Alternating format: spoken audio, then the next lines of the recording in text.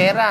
Baka, imbis na sabi ko nga kanina, isama-sama kayo, matukso ka o maisipan mo o merong magkaroon ka ng kasama, paano na? So, ayan po mga kabayan, kasama namin ngayon si Kuya Orlando. Iniwan muna namin yung kayang paninda doon sa kakilala niya. Dinagit muna namin mga kabayan at pasyalan namin yung kanyang mga anak. So, kailang pupunta muna kami ng Tayog dahil meron kaming pasalubong sa mga bata. Bibilhan namin ng pasalubong. Kasi matagal na kami din nagkita, no? Malalaki na siguro, tiyak malalaki na yung mga anak niya. So, ayan, nakasakay si Kuya Orlando.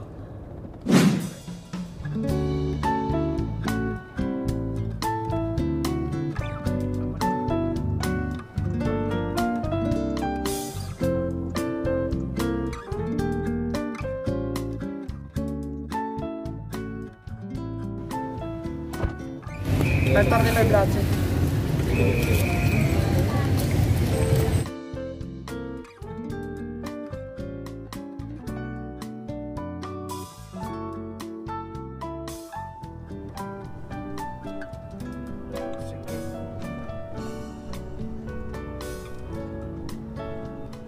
So, ayan, nandito na kami muli sa bahay ni Kuya Orlando. Kuya Orlando. Pasok po. Ayan. Nandito. Hello!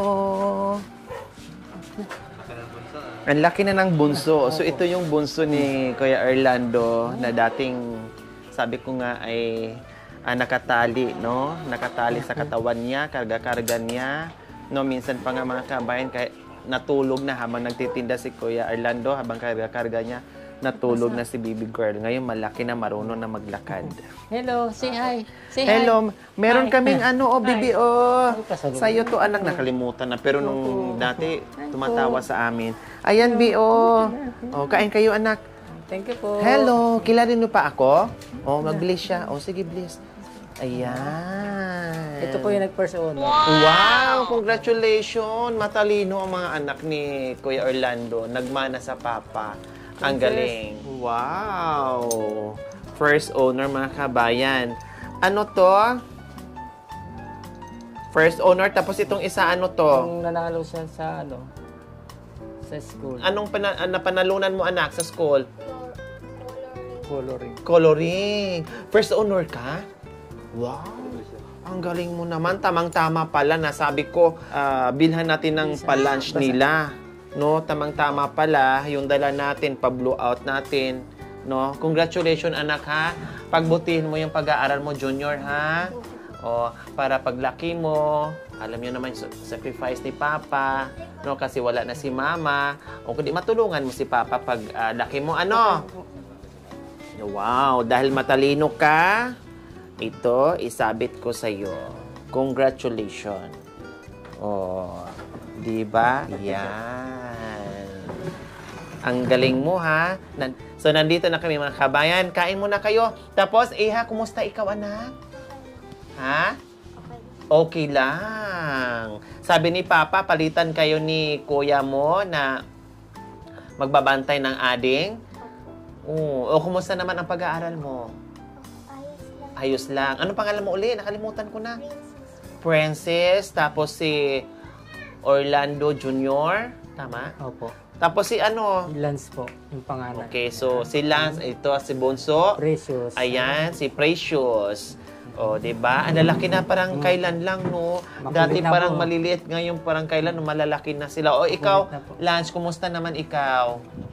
Okay lang. Kumusta ang pag-aaral? Okay lang din. Okay lang kahit papaano. Kahit uma-absent, pero pinipilit pa rin na makapasok, maipasa kahit bibihira o palitan kayo ng ading mo para lang may mag-alaga at makapasok kayo. Pinagsabay nyo. Di ba po mga kabay, ng hirap ng sitwasyon, no? Kailang wala yung nanay nila. Siguro kung hindi namatay, mga kabayan, okay, no? Okay, hindi maapektuhan yung pag-aaral nila, may mag-aalaga, kapag hanap buhay ng maayos si Kuya Orlando, no? Dahil may mag-alaga dito sa bahay, no? pag nabuhay lang yung kanilang magulang. Kailangan ganun talaga, pagsubok, pagsubok sa buhay, kung gaano katatag at pagmamahal ni Kuya Orlando dito sa mga bata na naiiwan. Okay, sige, mamaya na tayo mag-usap ulit. Kain muna kayo. Igitna mo dito, Kuya. Kain muna. Ilang taon ka na, Lance? Ha? 15 ka na? Parang 10 years old ka lang. Ikaw, Be Princess? 12. Naku, kasing edad mo lang pala yung anak ko. Grade 7 ka na? Grade 8. Ay, grade 8 ka na, Princess? Grade Na 4. late? Late? Kasi yung pandemic po, alas 2 taon sila hindi nakapag-aral. Oh, late yung ano nila, mga kabayan. No? Kasi nung time namatay yung asawa mo, kasagsagan ng pandemic, Hindi po. Yung pandemic po, namatayan po kami ng anak. Sinundan po nito sa Cavite kami. then after pandemic, Hindi rin sila nakapag-aral kasi yung pandemic po. Tapos, ito po pinagbubuntis niya ng anak. Hindi rin sila nakapag-aral. Sumali makano. Ito pero po, kailangan Salarit. mga anak mag-aral kayo, ha? sabi nga raw ng teacher, ito raw iano ko ng ALS. I-ALS. Okay. Kasi 15 years old na grade 3 pa rin. So ito, ngayon pasok ang grade 4, ito grade 5. Sa Nakapasa. pasukan, grade Grade 4. 4, Grade grade 5, ito lang Grade ngayon two. ang nagtuloy-tuloy. Hindi, Mula. pero po, ganun sabay-sabay po sila lahat na ano silang 2 years. Hindi sila Kaya late nakapag-aral. na din yung Opo. ano niya. Sana Ilang po. taon ka na, Be? Ha? 10. Opo. Dapat siya, 10. Grade 4 na. Grade 4. Malit na. Mga late sila mga kabayan. Talagang apektado yung pag-aaral nila. Di bali, mag-ALS na lang siya. Meron namang exam ngayon para Accelerate. makatalon ng grade, no? At kasi kumbaga sa edad nila, no, ay katulad nito, 10 years old, grade 1, no? Buti lang, sulit naman. Naging first honor. O, di ba? Tapos ito nga lang, sayang kasi 15 years old na. Akala ko nga 10 years old lang siya, ay grade 3. Tapos ito sa pasukan ay grade 5. So parali mo, Kuya Orlando, ha? Kailan continue nila yon? Kasi paano nga maiwasan o Yun nga po ang- malagpasan yung hirap sa Inaano ko hirap kasi ng nga- buhay kung hindi sila makapag-aral. Yun, Kung ano yung naranasan mo, talagang mararanasan din nila.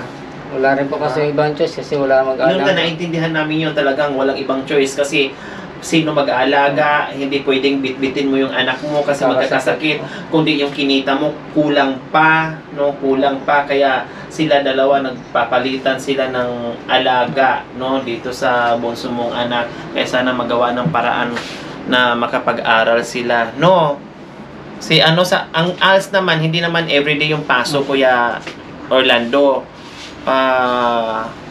Siguro twice a week, mga ganon, 3 or times a week. 3 times a week. Sabihin na natin 3 times a week. Pwede yun kasi parang module-module lang yun. Ito talaga ay everyday yung pasok na irregular. Yun nga po sabi ko, kung makapag-ALS po ito makakapag-aaral ng tuloy-tuloy. Kasi pwede yung gawin dito lang sa bahay yung ALS niya. Tama, kasi modular lang, module lang naman yun. Okay, sige, kain muna kayo. Pray muna natin, Kuya Orlando. Lord God, hallelujah Jesus, Lord God, maraming salamat po God sa pinagkaloob niyo. Sa aming ngayong araw na ito, Panginoon, basa-basa niyo rin po, Panginoon, aming blessing na tanggap sa porsyento itong dalawa ni Madam Dory po, Panginoon, maging kalakasan ang katawang physical, Panginoon. Lord God, kayo po bahala, Panginoon, sa aming buhay, Panginoon. Lord God, muli pong papasalamat na sa inyo, God. Thank you, Jesus. Amen. Okay, kain kayo, tamang-tama. May birthday no nakaraan. May nag-first honor. Ha? Sarap? Sarap. Sarap daw. May ulit nakakain. Nag-uupa dito. Kasi kung nag-uupa pa sila mga kabayan, medyo gipit talaga. Lalong gipit si Kuya Orlando. No? Butin lang yung mga kapitbahay niya. Mababait. At ibang nakakakita sa kanya na naglalako ng ice cream, nabibigyan siya na minsan, biro mo, bibigyan siya ng 500, no, na hindi niya kaano-ano o hindi niya kakilala. Siguro nakita lang siya ng kabaitan na nagpupursige. So, ayan, no, na meron din ginito ang puso, syempre. Kaya nabibigyan siya. Mama? Sila na rin Kuya Orlando naglalaba. Marunong na Ako sila po. maglaba, si Princess. Hindi po, ako rin. Hindi ko po inaano sa kanila kasi alam kong napakahirap maglaba. Kaya gaya po kahapon, hindi ako nagtinda kahapon, naglaba lang ako buong araw. Talagang pag-aalaga lang. Ako sa paglilinis, yun. Ano na sila dito? Linis, walis, ganyan hugas ng pinggan, Opo. pagluluto ng kanin. Ang paglalaba lang na hindi mo inaasa, Opo. talagang Ako ikaw. po. Opo.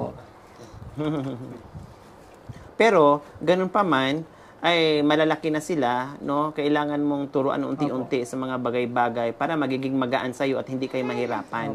No, Kuya Orlando? Para matuto din sila. Minsan po may mga time na hindi ko kayang laban nyo to. Pag yung may sakit kayo, siyempre wala kayong Lalo choice. na yung pag tas yung may order ako, hindi ko pwede Maglaba. Kahit unti-unti, kahit pakunti-kunti, ilang piraso na at least natuto sila unti-unti, masasanay din sila. At least magiging magaan sa'yo yun. Okay, so ayan po mga kabayan, no? Tapos na silang kumain, hindi na naubos dahil syempre nag-lunch na sila at anong oras na rin kayo dumating, mga 1, no? 1:30. At hindi din nila alam kasi na paparating kami, may nagulat yung mga bata. Okay, so ayan po mga kabayan, ako'y na bahala, no? Dahil gusto sana mag-aral sa mga bata, kailang ay naging naapektuhan, no? Nung pandemic, nahinto, tapos namatayan ng anak, no? Namatayan ng asawa, nahinto uli, tapos late na sila nag-aral. Kumbaga, ang daming pagsubok dito sa buhay ni Kuya Orlando. Ganun pa man, no? Sabi ko nga kanina, talagang sinusubukan lang kung hanggang saan yung pasensya at pagmamahal ni Kuya Orlando sa pamilya niya. Pero, sabi naman ni Kuya Orlando ay paaralin niya ulit dahil sayang may future, no? Lalong-lalo na itong junior niya, first honor. So malamang pag nag-aral din itong dalawa, nako, ganun din siguro magiging first honor din sila, no? Kailangan ngayon dito muna sila sakripisyo sa bunsong anak. So Kuya Orlando, paano? Anong plano niyo po? Anong plano? Dahil hindi naman habang buhay or hindi pwedeng hindi sila mag-aral na siyempre alam nyo na, kailangan din na mag-aral. Paano yung plano, Kuya Orlando? May naisip lang po kasi naapekto ng pag-aaral nila. Iniisip ko may dalawang option po ako na inisip. Pili ko po silang iuwi ng Bicol para maalagaan po siya ng mama ko yung itong bunso. Tapos sila makapag-aral po tuloy-tuloy. Tapos dito pa rin po ako magtitinda kasi ayoko rin maiwan dito dahil marami pong mga kakilalang model sa akin. Malakas po yung ice cream dito. Uuwi ang mga bata sa Bicol. Yun ang plano ko pa lang po talaga yun. Plano pa lang. Yun yung plano nyo. Unang plano nyo, plan A, iuwi mo yung mga bata para itong bunso mong anak ay maalagaan sa magulang mo. Ilang taon na ba yung nanay mo? 59 po. 59. So, magsisenior na. Hindi lang mabantayan o maalagaan itong bunso mo para lang din na makapag-aral itong mga bata, matuloy-tuloy. Pero kayo ay manatili kayo dito dahil nandito na, established na yung pag-ice cream nyo, hanap buhay nyo. So, dito kayo maiiwan. Tapos, ang plan B, ano yung plan B? Plan B ko po, kung may man sa yung budget ako, pwedeng doon na lang ako magtitinda tutuloy yung paghanap buhay sa Bicol para magkakasama kami. Kasi talagang... Yung budget ng... Kasi nahirap po yung biyahe, maraming gamit, yung ice cream ko lang. Inisip po yung paano pagsasakay. Ayun pong ko. Oh, so ang plan A ay ihatid mo sila, mag-aral sila doon, dito ka, hindi ka pwedeng sumama dahil nandito yung mga gamit mo sa pag-ice cream, walang pagsakyan, and then ang plan B mo naman, pwede kang doon mauwi para sama-sama kayong lahat, pero kailangan dalhin mo or bitbitin mo yung lutuan ng ice cream o pagtitindahan ng ice cream para sama-sama kayo. Ganon. Plan A, plan B ang mangyayari niyaan. So, mas maganda siguro, kung sa akin lang, no, mas maganda siguro yung plan B mo. Kasi mahirap sa tagal ng panahon na nagsama-sama kayo, and then bigla mo silang iiwan doon kahit sabihin mong magulang mo, iba pa rin na nandoon yung tunay ng magulang, no, na nandoon na sila nakatira sa lula nila. At the same time, maninibago sila. No, hindi lang doon sa pakikisama sa mga lula, lulo, no, or doon sa mga tiyahin, no, mga kapinsanan, maninibago sila na mawalay ka sa kanila. No, mahirap 'yon, yung adjustment mahirap 'yon. At isa pa ay baka mamaya, syempre, magkaroon ng problema kasi malayo ka. Paano pa nagkasakit yung mga bata? 'Di ba? Saka po yung mga iniisip ko. Paano magkasakit yung mga bata? Paano pag kailangan nila ganito, ganyan, ganyan, ganyan? Diba? Hindi mo alam. Marami. Kumbaga, maraming pwedeng mangyari. Then, pangatlo,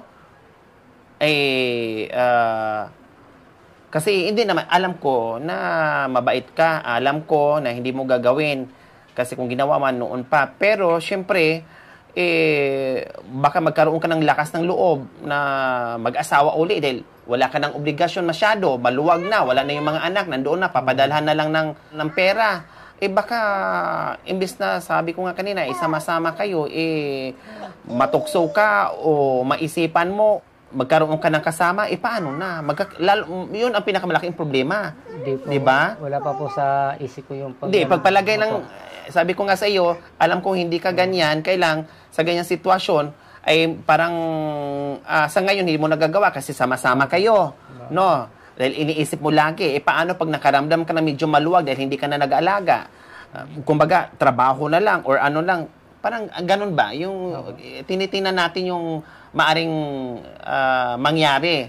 So, doon sa plan B naman, maganda yun. Pulido yun na plano na uwi kayong lahat, bitbitin yung pang ice cream mo, pang gamit, continuous ka doon. Continuous doon. Kasi gano'n lang talaga. Kahit saan yung paninda mo, may bibili at bibili dyan. Ang disadvantage lang doon ay maiiwan mo yung mga customer mo dito. Gano'n lang talaga. Kumbaga, kailangan i-sacrifice yung bagay. Ang importante doon, meron kang pagsisimulan, meron kang kikitain, kumbaga, bagong pundasyon na naman, makilala at makilala ka din, no? Lalo na ngayon, mayroong media, Facebook, may Facebook, madali lang yan, no? At least, lahat ng problema, nandoon ka kaagad. Makaalalay ka kaagad, lalong-lalo na yung magulang mo ay may edad na. Okay? So, kailang magiging problema natin doon ay masakyan nyo, pauwi doon, dahil hindi lang naman kayo ang sasakay, plus yung importante yung gamit, plus ang pinaka-importante, yung lagay ng ice cream o lutuan ng ice cream na mabitbit mo, papuntang Bicol para hindi mo na problema yung hanap buhay. Salpak agad. 'Di ba? So yun. So ito ngayon ang problema natin mga kabayan, no, kung paano tayo makahanap ng sasakyan. Pero kung sa akin lang, opinion ko lang, mas maganda yung plan B mo kaysa sa plan A. Mahirap yung magkahiwalay at maninibago yung mga bata. 'Di ba? Mahirap yung wala yung magulang sa tabi nila na nakasanayan nila. Baka mamaya maapektuhan yung pag-aaral lalo. Alam na ba ng mga bata itong plano mo, plan A, plan B? Nasabi mo na ba sa kanila? Nababanggit ko na, sabi ko anong gusto niyo umuwi na ng Bicol. O anong sabi nila? Sagot nila. Ayun nila. O ikaw, Lance, may plano si Papa mo, Lance, na uwi kayo ng Bicol para makapag-continue kayo sa pag-aaral nyo. Kasi merong mag-aalaga sa ading mo at kayo makapag-aral na hindi na kayo madisturbo sa pag-aaral nyo. Okay lang sa'yo, Lance? Okay lang. Ikaw, Princess? Okay lang. Ikaw, Junior? Okay lang. Okay lang talaga. Kasi kahit saan ka mag-aral, kung talagang matalino ka, kung first ka dito, doon magna cum laude ka na. Halimbawa, na ihatid lang kayo doon ni Papa nyo at babalik si Papa nyo dito, okay lang ba sa inyo? Bakit? Ayaw yung mawalay si Papa sa inyo. Mahirap nga naman makabayan. Kaya nga sabi ko, plan B, magandang desisyon yon. Okay lang sana kung ihatid ni Kuya doon yung kanyang pamilya na nandiyan yung misis niya, nandiyan yung mother nila, okay yon. Kasi at least yung mga bata may magaguide pa. Pero yung gano'n na iiwanan niya doon, at nag-iisang magulang na lang, kumbaga, mahirap talaga kaya ayaw niyong pumayag, princess, na ihatid lang kay ni Papa doon. Ikaw naman, Be, Junior, bakit ayaw mo na ihatid lang kay ni Papa nyo doon tapos babalik si Papa nyo dito? Mamimilis lang din po. Mamimiss nyo si Papa. Ayun. Ikaw, ayaw, ano mo, sumuwi Papa, uwi doon? Ayaw ko, baka mag-asawa ka. Joke lang, kuya. Alam ko naman di mo gagawin yun. Alam kong mahal na mahal mo yung mga anak mo. Humingi po ako ng tulong sa mabubuting loob po na mabigyan kami ng financial lang sa sakyan po, budget po, pamasahe, makauwi kami ng Bicol po. Para doon po kasi doon, sarili po yung bahay, sa yung mag-aalaga po sa bunso po, para po yung dalawa kong anak po nakapag-aral ng maayos. Yun na po yung magandang hangarin ko po para sa mga anak ko. Okay, so ayan po mga kabayan, no, nanawagan si Kuya Orlando na matulungan natin na makauwi sila lahat, no, ng Bicol. Doon tayo sa Plan B kung maari, no. Ang problema lang po natin ngayon mga kabayan, yung budget natin pauwi doon, tapos yung panimula nila doon, at makakuha tayo ng sasakyan na marintahan natin. Dahil syempre yung mga gamit nila dito na importante madala natin, plus yung pinaka-importante sa lahat yung pang ice cream nila mga kabayan ay mabit-bit natin para hindi na sila doon maghanap pa kung ano pang paghanap buhay nila doon mga kabayan. So ayan, nanawagan tayo uli na sana mabigyan natin sila, matulungan natin sila na makauwi ng Bicol or maihatid natin ng Bicol. So siguro think positive lang tayo, kuya, no, walang imposible. May awa ang Panginoong Diyos, no, na pukawin yung mga sponsor natin, yung mga ginito ang puso nila na mapagbigyan tayo sa kahilingan natin. Dahil ito mga kabayan ay nakasalalay yung kinabukasan ng mga bata, no? Kaya ako'y nananawagan muli dahil nakasalalay po dito ang kinabukasan ng mga bata. Dahil kung nandito sila, wala silang kaanak kasi dito, kuya, di ba? Kaya ngayon ay ang kaanak ni Kuya Orlando ay nasa Bicol lahat. At doon na siya uuwi kasama ang mga anak para makapag-aral muli, 'di ba? So, ayan po, sana mapagbigyan natin sila, matulungan natin sila alang-alang sa mga kinabukasan ng mga bata, alang-alang sa kinabukasan ng mga bata, mga kabayan. Kaya sa ngayon pa lang ay syempre magpapasalamat na tayo, walang imposible. Nawa ay mapagbigyan tayo sa kahilingan natin kay Orlando. Ganun pa rin ang gagawin natin. Alam ko yung faith mo, no, ay sobra-sobra tulad ng mga nangyayari noon sa buhay nyo nung una kayo naming na-i-vlog, no, at maraming tumugon na mga sponsors na nagbigay sa inyo, kaya ganun din ang gawin natin, pray lang at tiwala lang, no. So okay, so ayan, manawagan lang tayo, mag-wait lang tayo kay Orlando, titingnan natin and then pag-usapan natin pag meron nating hawak na pera, okay? Sige. Maraming salamat po sa nakakaunawa po sa amin, sa mga tumutulong po. Maraming salamat po. Ang Panginoon na po talaga mag-provide ng mga pangangailangan po natin. Sa inyo pong pagbabalik ng mga blessing po. Maraming salamat po. Halimbawa, makauwi tayo ng Bicol kay Orlando, mga ilang oras kaya mula dito hanggang Bicol? Nung nagbiyahe pa kasi napos po yung Manila po hanggang doon, 8 hours po. Manila hanggang doon, 8 hours? Kasi nang to Manila, mga 3 hours or 2 hours. So, plus mga 10 hours. Abutin ng 12 hours. So, abutin tayo ng 12 hours isang way? 24 hours tayo magbiyahe? Walang tulugan, Kuya Germs. Sa bagay yung Tugigaro, mas malayo na yung 9 hours lang Tugigaro, 18 hours balikan. O isang way lang, 9 hours. Depende pa pag yung maraming truck dyan kasi ang hirap.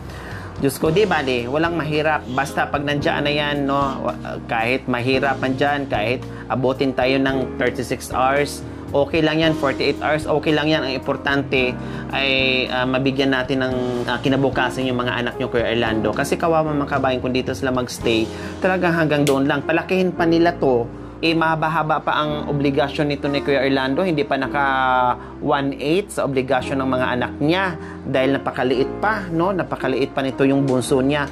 Kaya kailangan talaga niya, tama yung naisipan niya na uuwi ng Bicol para may katuwang siya. Total nanay naman niya yun. Okay, so ayan po mga kabayan, kasi hindi namin alam na makita namin si Kuya Orlando. So, bumili pa kami ng bigas na nadala namin ay grocery na natira dahil ubusan kami. So, ngayon, pauwian namin ng grocery dahil ito talaga kailangan nila. So, ayun po mga kabayan, maraming salamat po sa ating sponsor, Ma'am Cecil of California. Maraming salamat po sa ganito. So, naway pagpalain po tayo ng Panginoon Diyos araw-araw. Mahabang buhay pa sila ng maraming na matulungan na ganyan. Maraming salamat po sa sponsor na bigay po nito. Ang Panginoon na po magbabalik po sa inyo ng pagpapala. God bless you po.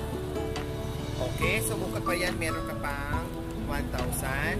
Then pamasahe sa tricycle, Kuya Orlando. Then yung bayad sa ice cream. Okay lang. Kasi paninda yun. No? At pray tayo na sana mapagbigyan tayo, no, na makauwi kayo ng Bicol, no, para sa pag-aaral ng mga bata. Okay? Sakay ka muna ng tricycle, balik ka na lang dito, ha? Okay, bye-bye. Maraming salamat po.